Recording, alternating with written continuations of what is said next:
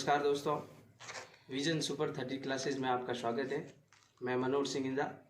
आज आपको राजस्थान के इतिहास के बारे में टॉपिक है जिसके बारे में सामान्य परिचय मैं आपको बताता हूँ कि राजस्थान के इतिहास के संदर्भ में हम किस प्रकार से जानकारी प्राप्त कर सकते हैं।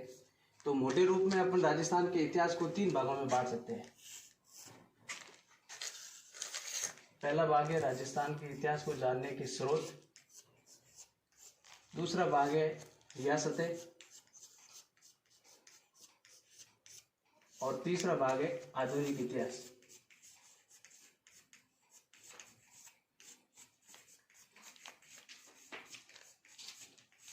अब इन तीनों के माध्यम से अपन ये महसूस कर सकते हैं और ये जानकारी प्राप्त कर सकते हैं कि अपन इन तीनों के माध्यम से किस किस प्रकार के टॉपिक अपन राजस्थान के इतिहास में पढ़ सकते हैं। स्रोत के ऊपर अपन पढ़ेंगे पहले अभिलेख। अभिलेख में हम प्रशस्ति, शिलालेख, गुहालेख ये सब इसके भाग है। उसके बाद अपन पढ़ेंगे सभ्यता, उसके बाद पढ़ेंगे इतिहासकार और उसके बाद अपन पढ़ते हैं सिक्के। सभ्यता में अपन पढ़ते हैं जैसे कालीबंगा सभ्यता, आर्य सभ्यता, ये सब सभ्यता के अंग हैं। उसके बाद राजस्थान के इतिहास में जिन जिन इतिहासकारों की भूमिका रही है उन इतिहासकारों को पढ़ेंगे और उसके बाद में अपन पढ़ेंगे सिक्के। हालांकि सिक्के अभिलेख का एक भाग है। उसके बाद अपन पढ़ेंगे रियासतों में 19 रियासतें, 3 ठिकाने और 1 केंद्र शासित प्रदेश।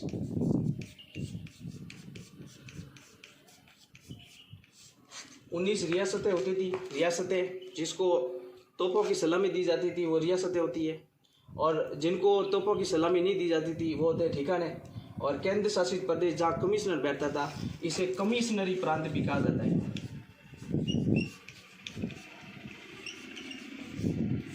कमिश्नरी प्रांत भी कहते हैं। उसके बाद अपन पढ़ते हैं आधुनिक इतिहास। इसमें अपन पढ़ते हैं 1857 की क्रांति। 1857 की क्रांति के बाद अपन पढ़ते हैं आंदोलन। आंदोलन में अपन प्रजामंडल आंदोलन, जनजातीय आंदोलन, किसान आंदोलन, ये सब इसके भाग है। उसके बाद अपन पढ़ते हैं क्रांतिकारी, जिन जिन क्रांतिकारियों का योगदान था वो क्रांतिकारी। उसके बाद अपन पढ़ेंगे एकीकरण, और एकीकरण के बाद अपन पढ़ेंगे महिलाएं। जिन जिन महिलाओं का राजस्थान के इतिहास में जिन जिन महिलाओं की भूमिका रही है उन महिलाओं को अपन पढ़ेंगे। तो इस तरह से अपन संपूर्ण रूप से राजस्थान के इतिहास को इस सभी लेखों के आधार पर अपन इस राजस्थान के इतिहास का स्रोत और रियासत और आधुनिक इतिहास के आधार पर अपन पूरे संपूर्ण राजस्थान के इतिहास को पढ़ सकते हैं। अब राजस्थान के इतिहास के बारे में इसको व्यवस्थित रूप से, राजस्थान के इतिहास को व्यवस्थित रूप से लिखा किसने था, तो अपना जो मेन टॉपिक है वो अब शुरू होता है कि राजस्थान के इतिहास को व्यवस्थित रूप से लिखा था सर्वप्रथम कर्नल जेम्स टोड ने।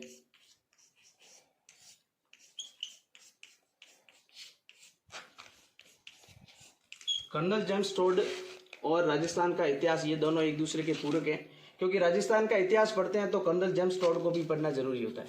क्योंकि आजकल सभी आज के कंपटीशन जितने भी एग्जाम हैं उन सब में बहुत कम चांसेस में, हालांकि सवाल इनके ज़्यादा पूछे जाते हैं, लेकिन अपन इतिहास के बारे में इनको नॉर्मल रूप में अपन पढ़ लेते हैं। तो मैं इनकी पूरी जीवनी के ऊपर एक उल्लेख करता हूँ कि ये कर्नल जेम्स टोड थे। 20 मार्च 1782 को इलिस्कटन प्रांत इंग्लैंड में इनका जन्म होता है। इनकी माता है जिसका नाम है हेडली और इनके पिता का नाम था जेम्स। इनकी पत्नी थी, उसका नाम था क्लेटबर्ग।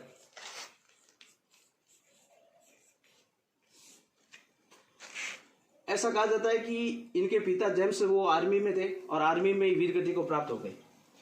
तो एक ब्रिटिश सरकार ने इनके परिवार को सदा सदा के लिए एक उपाधि दी जिसका नाम था टॉड। अब आगामी जो भी इस परिवार में जो जन्म लेगा उसको टॉड की उपाधि दी जाएगी। ठीक है, तो इनकी आर्मी में मृत्यु हो जाती है तो ब्रिटिश सरकार उनके बेटे को गवर्नमेंट सर्वेंट नौकरी देगी या नहीं देगी। तो उन्होंने उनको, कर्नल जेम्स टॉड ने 16 वर्ष की आयु में आर्मी ज्वाइन कर दी थी। इनको आर्मी में नौकरी मिल गई थी और ईस्ट इंडिया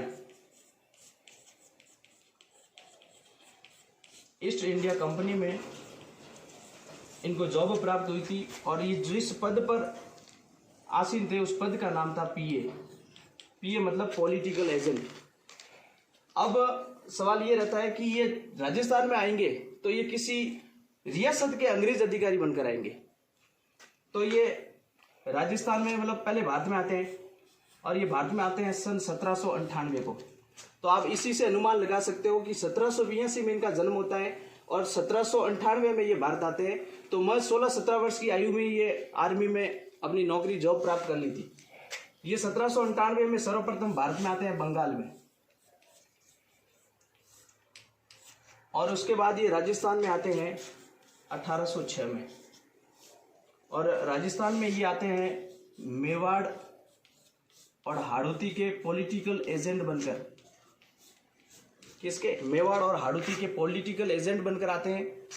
फिर ये राजस्थान में इनका जो प्रवेश होता है वो होता है मांडलगढ़। मांडलगढ़ कहां पर है? भीलवाड़ा। और इस मांडलगढ़ में इनको एक व्यक्ति मिलता है जिसका नाम है यति ज्ञानचंद्र।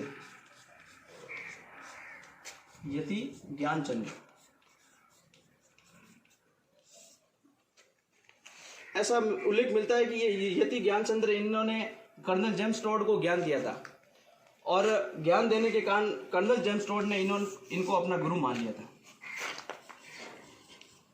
क्या मान लिया था? गुरु मान लिया था। अब यति ज्ञानचंद्र ने कर्नल जेम्स टॉड को कुछ ज्ञान गलत दे दिया। जैसे कर्नल जेम्स टॉड ने को जैसे ज्ञानचंद्र ने जिस तरह से बताया, दिखाया और पढ़ाया, उस को डीटो का डीटो उन्होंने अपनी पुस्तक में लिख दिया। और इन्होंने मतलब इनको पूछा भी कि मतलब यहाँ मेवाड़ में मीराबाई की गाथा लोग सब गाते हैं, तो ये बताओ ये मीराबाई कौन थी? तो उन्होंने बताया कि मीराबाई राणा सांगा की पत्नी थी, जबकि वास्तव में वो राणा सांगा के पुत्र भोजराज की पत्नी थी। तो इस प्रकार से ये इतिहास में जो गलतियां मिलती है वो इनकी पारदर्शिता है, न कि कर्नल जेम्स टॉड को। इनको जो जैसा बताया, जो जैसा दिखाया, वैसा का वैसा इन्होंने अपनी पुस्तक में उतार दिया। उसके बाद एक सवाल ये आता है कि मेवाड़ में पॉलिटिकल एजेंट बन के आए थे और जिस समय ये आए थे उस समय मेवाड़ के जो शासक होते थे वो महाराणा की उपाधि लगाते थे। महाराणा की उपाधि लगाते थे और उस समय मेवाड़ के शासक थे महाराणा भीम सिंह। महाराणा भीम सिंह, ये भीम सिंह वही है कृष्णा कुमारी विवाद, ये भीम सिंह के डैडी है, इनकी पुत्री है कृष्णा कुमारी। ठीक है, तो अब एक आपको बात बता रहा हूं, वो किसी को बताना मत। ये कर्नल जेम्स टॉड है, इसने भीम सिंह से पैसे उधार लिए थे। तो इसने कहा कि टॉड साहब पैसे को क्या करोगे? तो कहा 2 निर्माण कार्य करूंगा। तो के फिर भी बताओ क्या करोगे? तो के 2 दुर्ग बनाऊंगा, एक का नाम मेरे नाम से, दूसरा नाम आपके नाम से। तो इन्होंने 2 दुर्ग बनाए थे और वो बनाए थे बोरासवाड़ा गांव ब्यावर में। इन्होंने 2 दुर्ग बनाए इनसे पैसे लेकर, वो बनाए थे बोरासवाड़ा गांव ब्यावर में। तो बताओ इन्होंने इनके नाम पे बनाया, तो जाहिर सी बात है पहले दुर्ग का नाम होगा भीमगढ़ और दूसरे दुर्ग का नाम होगा टॉडगढ़। भीमगढ़ और टॉडगढ़ ये 2 दुर्ग बनाए इन्होंने। भीमगढ़ तो खंडर के रूप में तब्दील हो गया और पीछे बचा टॉडगढ़ दुर्ग। ये कहते हैं कि बोरासवाड़ा गांव भी आजकल विलुप्त हो गया और इसका नाम ही टॉडगढ़ हो गया। अंग्रेजों द्वारा निर्मित राजस्थान का एकमात्र दुर्ग वो है टॉडगढ़। कर्नल जेम्स टॉड ने बनाया था, भीम सिंह ने आर्थिक सलाह दी थी और ब्यावर में स्थित है ये टॉडगढ़। अब 1813 में इनको भारत सरकार द्वारा एक उपाधि मिलती है कर्नल की। क्या उपाधि मिलती है? कर्नल की। अब आपने एक चीज नोटिस की होगी कि इनके कर्नल की उपाधि तो भारत सरकार देती है, टॉड की उपाधि ब्रिटिश सरकार देती है इनके परिवार को। जेम्स इनके पिता था, तो कर्नल जेम्स टॉड का मूल नाम क्या था? कुछ नहीं था भाई। कर्नल तो इनकी उपाधि है, जेम्स भी उपाधि है, जेम्स इनके पापा है और टॉड इनकी उपाधि है, तो इनका मूल नाम कुछ नहीं था। उसके बाद ये 1822 में इंग्लैंड वापस चले जाते हैं।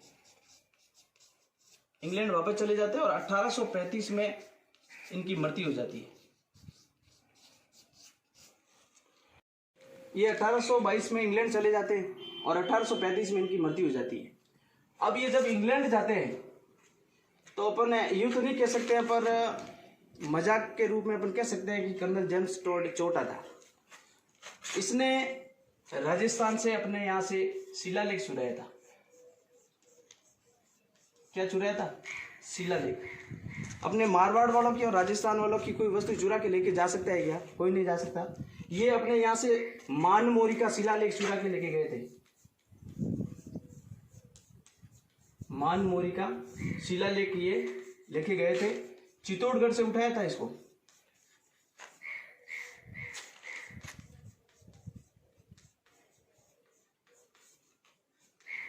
चित्तौड़गढ़ से उठाया और ये शिलालेख लेके जब ये जा रहे थे समुद्र के रास्ते, तब जहाज वालों ने इनसे कहा कि टॉड साहब, या तो आप इसे नीचे फेंक दो, नहीं तो हम आपको नीचे फेंक रहे। तो कहा कारण बताओ। तो कहा कि ये भाटा कहां से लेके आए हो? खुद तो डूबोगे और हमें भी साथ में डूबोगे। तब कहा जाता है कि कर्नल जेम्स टॉड ने इंग्लैंड जाते समय मानमोरी शिलालेख को समुद्र में फेंक दिया था। तो ये तो है कर्नल जेम्स टॉड की सामान्य जीवनी। अब ये कर्नल जेम्स टॉड जिस समय मेवाड़ के पॉलिटिकल एजेंट थे, तो उस समय ये मेवाड़ के गांवों में जाते थे। लोग इनकी मतलब ये घोड़े पे सवार होके जाते थे और लोग इनकी पूजा करते थे, मौड़ी बांधते थे, राखी बांधते थे इनको। तो इसलिए इनको घोड़े वाले बाबा भी कहा जाता है। घोड़े वाला बाबा। घोड़े वाले बाबा के आगे शब्द नीला शब्द लगा दो तो रामदेव जी, लोक देवता हमारे। तो इन्होंने ये 1822 में ये इंग्लैंड चले जाते हैं और वहां जाने के बाद ये एक पुस्तक प्रकाशित करते हैं और उस पुस्तक का नाम है द एनाल्स एंड एंटिक्विटीज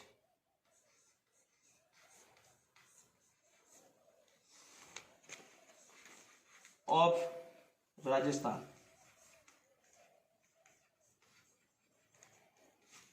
ये annals and activities of Rajasthan ये पुस्तक प्रकाशित करते हैं सन 1829 में। 1822 में तो ये इंग्लैंड चले जाते हैं, उसके बाद ये 1829 में ये पुस्तक प्रकाशित करते हैं। अब पुस्तकों के एनालिसिस में जब ये प्रश्न आते हैं तब बहुत सी बातें कंफ्यूजन में रहती है। कंफ्यूजन में ऐसे रहती है कि ये तो इन्होंने एक पुस्तक प्रकाशित की थी, उसके बाद इन्होंने एक और पुस्तक प्रकाशित की थी the western Rajput state of India.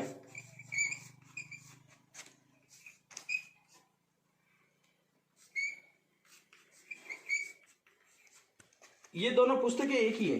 ये इसका भाग प्रथम है और ये भाग द्वितीय है।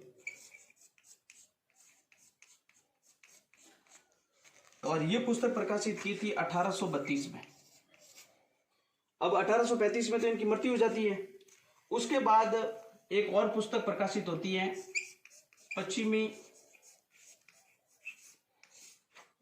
भारत की यात्रा,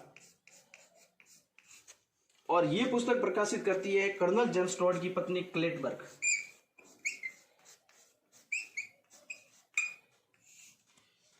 और ये पुस्तक प्रकाशित होती है 1839 में।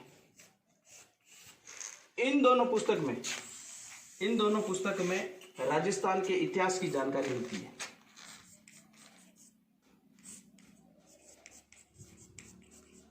इन दोनों पुस्तक में राजस्थान के इतिहास की जानकारी मिलती है।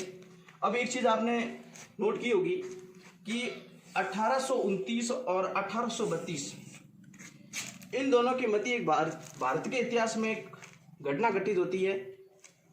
राजा राममोहन राय द्वारा भारत में सती प्रथा पर रोक लगाई गई थी और उस समय भारत का गवर्नर जनरल था Lord William Bentinck.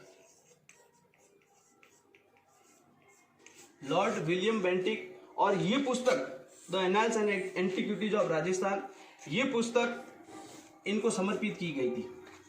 Lord William Bentinck को ये पुस्तक समर्पित की गई थी।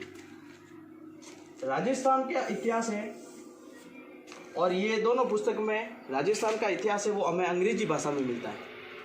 तो राजस्थान के एक इतिहासकार हुए जिनको थोड़ी बहुत कुछ मतलब ये इंग्लिश मीडियम स्कूल में पढ़े हुए थे और इनको इंग्लिश की अच्छी जानकारी थी। तो उन्होंने क्या किया, इन दोनों पुस्तकों में बहुत सी गलतियां मिलती हैं और इन गलतियों को सुधार कर और अपनी ओर से भी कुछ बातें ऐड कर इन्होंने पुस्तक प्रकाशित की थी और उनका नाम था डॉक्टर गौरीशंकर हीराचंद ओझा।